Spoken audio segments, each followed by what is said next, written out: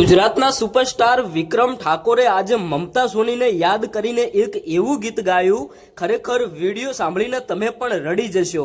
કારણ કે ભાઈ વિક્રમભાઈ ઠાકોરે મમતાબેન સોની સાથે વર્ષો સુધી કામ કર્યું અને એ જ મમતાબેન સોની આજે એવું કહે છે કે મારે મારું નામ અલગ રીતે ફેમસ કરવું છે.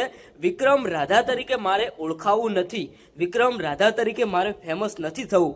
મિત્રો તમે વિચાર કરો કે વિક્રમ ઠાકોરે મમતા સોની સાથે ભાઈ ઘણા બધા ફિલ્મોની અંદર કામ કર્યું અને મમતાબેન સોનીએ પણ વિક્રમભાઈ ઠાકોર સાથે રાત દિવસ મહેનત કરીને એક પોતાનું અલગ કરિયર બનાવ્યું. અને જ્યારે મમતાબેન સોની વાયરલ થઈ ગયા, ઘણા બધા ફેમસ થઈ ગયા, એના બાદ તમે જોતા હશો કે વિક્રમભાઈ ઠાકોર સાથે મમતાબેન સોની ફિલ્મો બનાવવાનું જ ન પાડે છે કે વિક્રમભાઈ ઠાકોર સાથે કોઈ પણ જાતનું કામ કરવાની જ ના પાડે છે.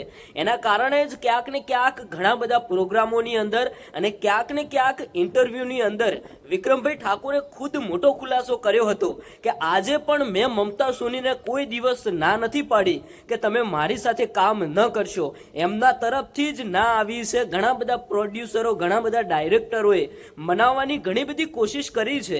કારણ કે આપણા ગુજરાતમાં તમે જોતા હશો કે રાધા વિક્રમ તરીકે આ બંને જોડી ખૂબ જ ફિલ્મોની અંદર પોપ્યુલર બની હતી અને અત્યારે હાલના સમયે લોકો રાહ જોઈને બેઠા છે કે ક્યારે મમતા સોની અને વિક્રમ ઠાકોરના સાથે ફિલ્મો આવે. પણ વિક્રમ ઠાકોર અને એમની ટીમ અત્યારે હાલ પણ પ્રયાસ કરી રહ્યા છે કે મમતાબેન સોની વિક્રમભાઈ ઠાકોર સાથે ફિલ્મોમાં કામ કરે. પણ ભાઈ મમતાબેન સોનીનો એક જ રિપ્લાય આવે છે કે મારે પોતાનું નામ આગવું બનાવવું છે, મારે વિક્રમ રાધા તરીકે ફેમસ નથી થવું. અને વિક્રમભાઈ ઠાકોરે પણ ખુલાસો કર્યો હતો કે મેં આજ સુધી કોઈ દિવસ મમતા સોનીને મારી સાથે કામ કરવાની ના નથી પાડી.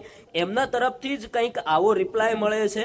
તે પોતે એવું કહે છે કે મારે મારું પોતાનું કરિયર અલગ રીતે બનાવવું છે કે મારે વિક્રમના નામે ફેમસ નથી થવું, મારે પોતાના નામે ફેમસ થવું છે. ત્યારે ઘણા બધા લોકોએ એવું કહ્યું કે તમે વિક્રમ રાધા તરીકે જ ફેમસ થયા છો, તમે બીજા કોઈ પણ ગુજરાતી ફિલ્મોની અંદર કામ કરશો પણ તમને જે વિક્રમ રાધાની જોડી તરીકે લોકો જોવા માંગે છે એવી રીતે સપોર્ટ તમને નહીં મળી શકે. દર્શક મિત્રો, તમારું શું કહેવું છે તમે કોમેન્ટ કરીને જણાવતા જજો.